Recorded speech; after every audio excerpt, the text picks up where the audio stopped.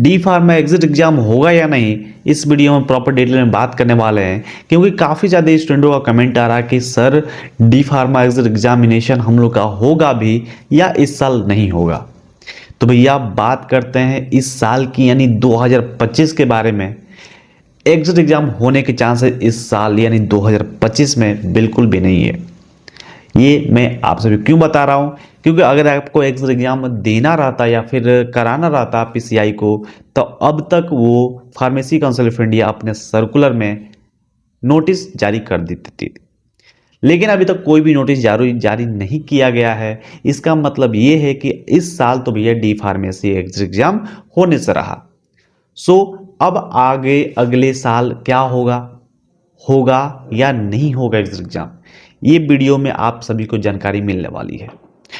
तो सबसे पहले आप सभी स्टूडेंट ये समझिए कि इतने दिन से फार्मेसी काउंसिल ऑफ इंडिया ने ये बताया था कि आपका एग्जिट एग्जामिनेशन होगा, लेकिन डेट उन लोगों ने नहीं बताया था। एक बार बताया था भी तो सभी बच्चों का पैसा वगैरह वापस आ गया है। अब आप सभी एक बार कमेंट करके जरूर बताइएगा कि सबका पैसा वापस आया है या नहीं आया है, जो बच्चे एग्जामिनेशन मतलब फॉर्म अप्लाई किए थे उन बच्चों का। ठीक है, जो NBEMS के तहत जो एग्जामिनेशन होने वाले था और किन्हीं कारणों से वो नहीं हो पाया आगे, है ना, वो डेट बढ़ गई। सो 2026 में एग्जिट एग्जाम होना है या नहीं होना है, इस पे तो हम बात करेंगे। लेकिन सबसे पहले हम इसलिए बात करते हैं जो बच्चे कमेंट करते हैं कि एग्जिट एग्जाम नहीं होना चाहिए, उन बच्चों के लिए मैं ये छोटा सा इंफॉर्मेशन देना चाहता हूं बस। क्यों डरते हैं आप? एग्जिट एग्जाम अगर होता भी है तो आप क्यों डरते हैं? डरना तो उनको चाहिए जिन बच्चों ने पढ़ाई नहीं की है। जी हां, जिन बच्चों ने पढ़ाई नहीं की है उन बच्चों को डरना चाहिए।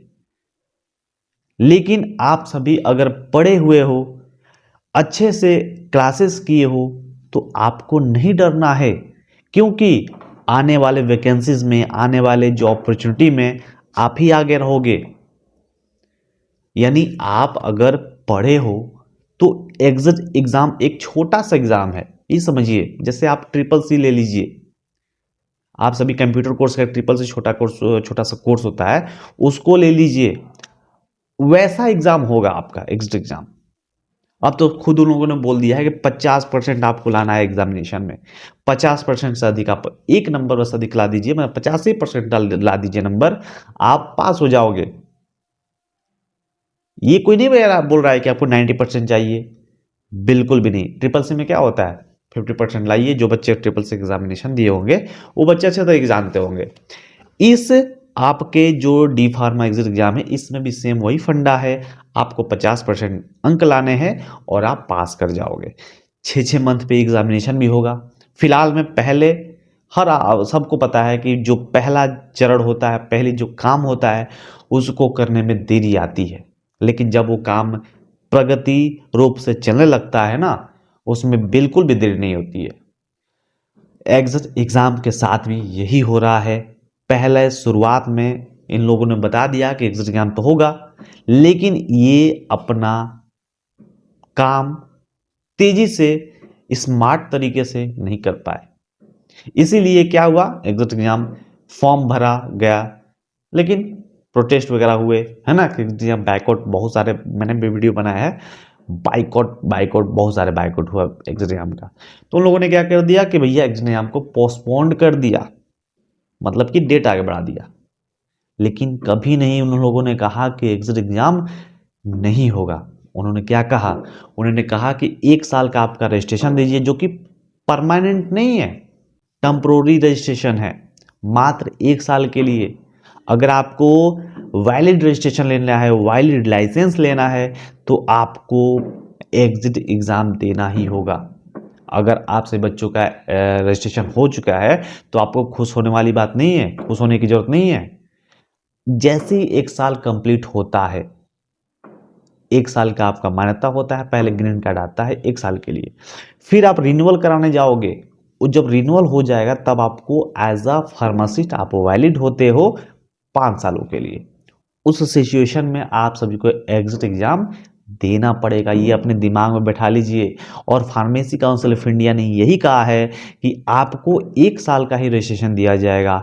ये बिल्कुल नहीं कहा गया है कि आपको परमानेंट फार्मासिस्ट बना दिया गया है। तो ये अपने दिमाग में रख लीजिए। अगर आप ये सोच रहे हो कि मैं परमानेंट हम फार्मासिस्ट हो चुके हैं, तो आप गलत धारणा आपके दिमाग में बैठा हुआ है। ठीक है, तो अभी भी अपने कॉपी किताब से दूर मत जाइए, अपने नोट्स को भाई सामने रखिए। 30 दिन, 30 दिन का समय लगता है। अगर आज नोटिस आती है, मैं ये नहीं कह रहा हूँ कि आज ही नोटिस आ जाएगा, अगर आज नोटिस आती है ना, तो 30 दिन के भीतर भीतर एग्जामिनेशन ले लेंगे, क्योंकि सिलेबस ऑलरेडी आ चुका है ना। आप सभी को कह दिया गया है कि सिलेबस को ध्यान देते जाइए, NBEMS के वेबसाइट को चेक करते रहिए, ये भी आपसे कहा गया है। अगर आप नोटिस एक बार दोबारा से उसको चेकआउट करते हो तो वो नोटिस कभी भी आ सकती है। बिल्कुल आपको इसी चैनल पर देखने को मिल जाएगा, घबराने की बात नहीं है। ठीक है, तो कहने का मतलब मेरा ये है कि अगर आप डी फार्मेसी पास आउट कर लिए हो, 1 साल का रजिस्ट्रेशन भी है, या फिर इसी साल अगर डी फार्मेसी पास आउट होने वाले हो, तो आपके दिमाग में एक चीज़ जरूर बैठना चाहिए कि हमें एग्जिट एग्जाम देना है। ठीक है, ये नहीं सोचना है कि एग्जिट एग्जाम नहीं होगा, आप भूल जाते हो। लेकिन अगर आज भी नोटिस आ जाती है ना, तो आपको 30 दिनों के भीतर भीतर एग्जामिनेशन देने होंगे, और उस 30 दिनों के बीच बीच आप बहुत अच्छी तरीके से तैयारी नहीं कर पाओगे। इसलिए मेरे कहने का मतलब ये है कि आप कम से कम थोड़ा सा 1-1 घंटे भी तैयारी करते हो ना, तो आप अच्छे खासे नंबर ला दोगे और आपको पास होने में कोई दिक्कत भी नहीं होगा। दिक्कत किसको होगी?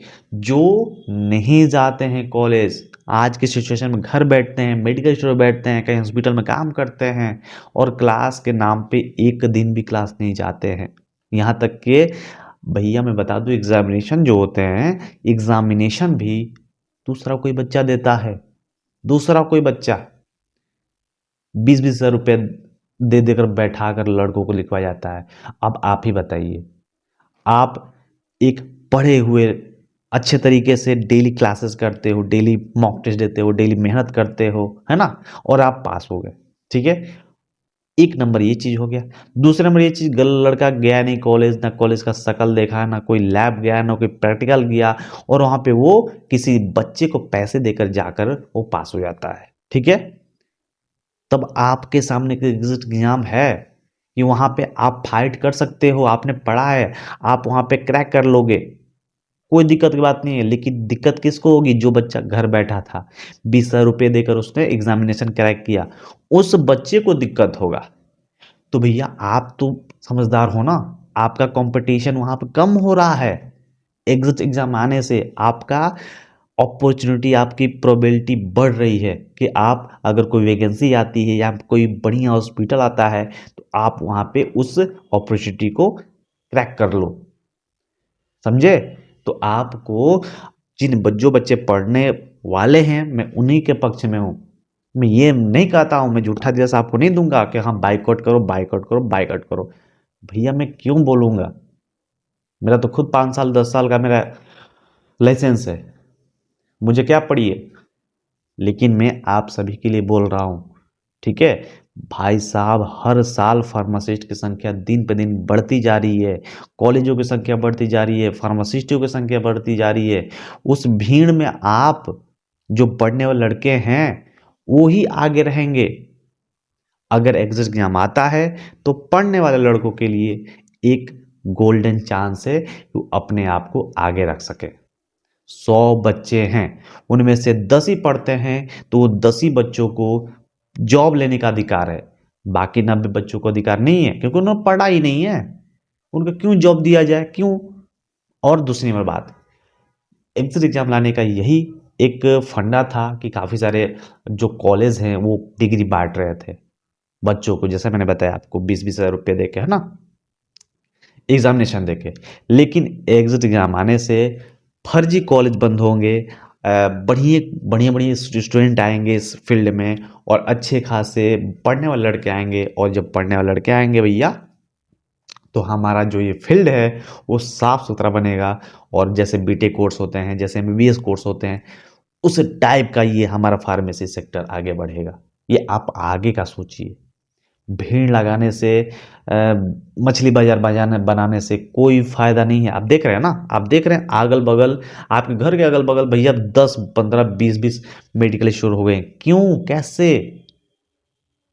भाई सॉल्ट के बारे में पता नहीं है, पैरासीटामोल का सॉल्ट का पता नहीं है ना। अगर कोई पेशेंट आपके मेडिकल स्टोर पे आ जाता है तो लोग फोन करते हैं कि भैया ये दवा कौन सी है। तो ऐसे ऐसे सब फार्मासिस्ट हैं भैया।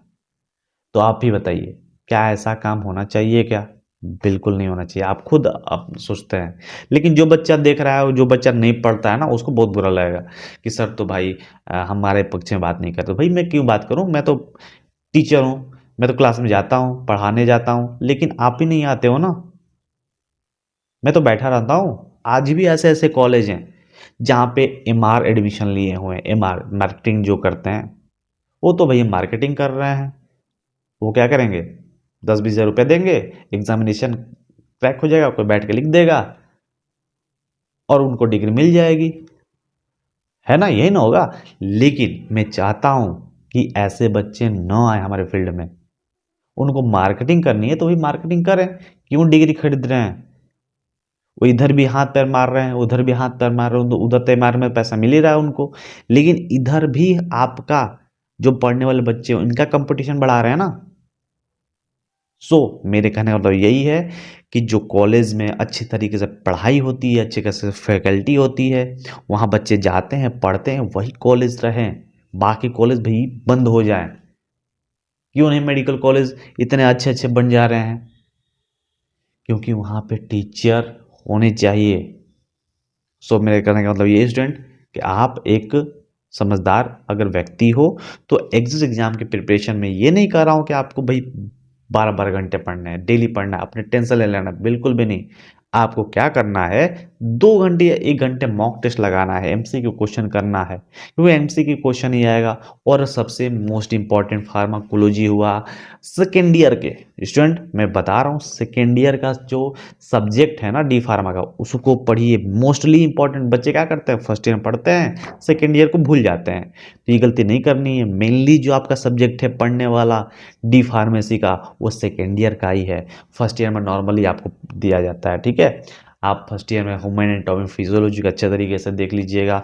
सेकेंड ईयर में जो है आपका स्टूडेंट, सेकेंड ईयर का सारे के सारे सब्जेक्ट इंपॉर्टेंट है, और उसी सब्जेक्ट से आपका आएगा, है ना, क्वेश्चन। तो उसको आप सभी तैयार जरूर करिएगा, ठीक है। स्टूडेंट उम्मीद करता हूँ ये वीडियो आप सभी को अच्छी लगी हो।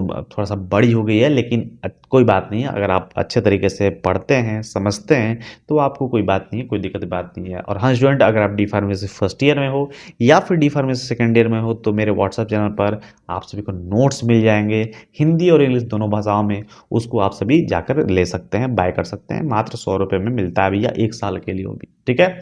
स्टूडेंट अगर आप सभी इच्छुक हो तो आप वहाँ पे जाकर बाय कर सकते हैं। अगर आपको ये वीडियो पसंद आई हो तो इस वीडियो को एक लाइक जरूर कर दीजिएगा, अपने मित्रगणों में शेयर कर दीजिएगा इस वीडियो को। चलिए मिलते हैं यहाँ सभी से अगले वीडियो में, तब तक अपना ख्याल रखिए। जय हिंद, जय भारत।